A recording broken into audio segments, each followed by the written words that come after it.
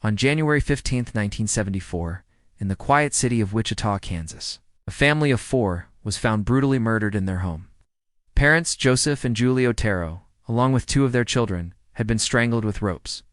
Their bodies bore signs of bondage, their deaths deliberate and cruel. For police, the horror was compounded by something chillingly precise. The killer had tied knots with care, staged the scene, and lingered long enough to ensure his victims suffered. He had taken his time. This was no burglary gone wrong, no random act of violence. This was the work of a man who would later give himself a name, BTK, by torture, kill. His real name was Dennis Rader, a seemingly ordinary husband, father, church leader, and city compliance officer who, for 3 decades, lived a double life as one of America's most sadistic serial killers.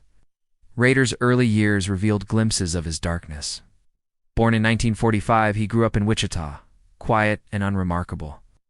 But as a boy, he discovered a fascination with bondage. He captured animals, tied them up, and fantasized about control. By adolescence, his fantasies had shifted to women. He imagined them bound, helpless, under his command. These fantasies would become the blueprint for his crimes. In 1974, when he was 29, Rader escalated from fantasy to reality. The Otero murders shocked Wichita, but there was no immediate suspect. Rader, intoxicated by his success, began to taunt police. He sent letters to newspapers, bragging about his crimes, detailing the murders with accuracy only the killer could know. In one, he coined the name BT, combine them, torture them, kill them, signing it like a brand. He craved attention, power, recognition. Over the years, Rader's killings continued sporadically. In April 1974, he struck again, stabbing and strangling Catherine Bright in her home, nearly killing her brother. In March 1977, he strangled Shirley Vian in front of her terrified children, whom he locked in a bathroom. That December, he strangled Nancy Fox in her apartment, then called police himself, reporting the crime in a calm voice. Rader's hunger for control extended beyond murder. He stalked his victims for weeks, learning their routines, breaking into their homes beforehand to prepare. He photographed them after death, posing their bodies, then later took those images home to fuel his fantasies. He kept trophies, underwear, jewelry, personal belongings. He created elaborate journals, diagrams, and even staged mock bindings with mannequins in his basement. And yet outwardly, Dennis Rader was the picture of normalcy. He married, had 2 children, served as president of his church council, worked as a Boy Scout leader. Later, he became a city compliance officer, enforcing lawn care and pet regulations with obsessive zeal. Neighbors found him petty, strict, but never dangerous. No one imagined that the man who issued citations for unkempt yards was also BTK. Rader's letters stopped in the late 1970s, leaving Wichita to wonder if BTK had vanished or been arrested for another crime. But he never stopped fantasizing. He continued to kill, albeit less frequently. In 1985, he strangled Maureen Hedge, taking her body to his church to pose her for photographs. In 1986, he killed Vicky Wegerell, leaving behind fingerprints that went unidentified for years.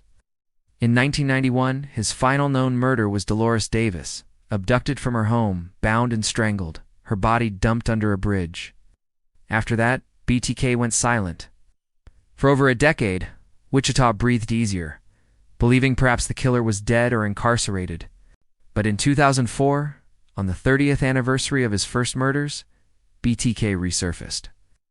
He sent packages to media outlets and police, reigniting the city's fear. He mailed photocopies of his writings, disturbing drawings, and even a Barbie doll bound with ropes. What finally brought him down was his arrogance. In 2005, Rader asked police if he could send a floppy disk without it being traced.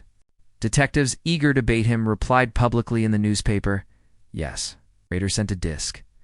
And forensic analysis quickly revealed metadata linking it to a church computer and a user named Dennis. Within days, police obtained DNA from his daughter's medical records, matching it to crime scene evidence. On February 25, 2005, Dennis Rader was arrested. The mask fell away. The church president, father, and city worker was BTK at his trial. Rader gave chillingly calm confessions, recounting each murder with clinical detail. He described his projects, how he stalked them, tied them, strangled them. He showed no real remorse, only pride in his methods. The courtroom listened in horror as he spoke, as though describing household chores. Dennis Rader was sentenced to 10 consecutive life terms, ensuring he would die in prison. He remains incarcerated in Kansas, an old man whose fantasies no longer spill into the world, but still live in his writings. BTK's legacy is one of terror and betrayal. Wichita was a city haunted for decades by a phantom killer, only to discover he had been living among them, leading prayers, raising children, issuing citations.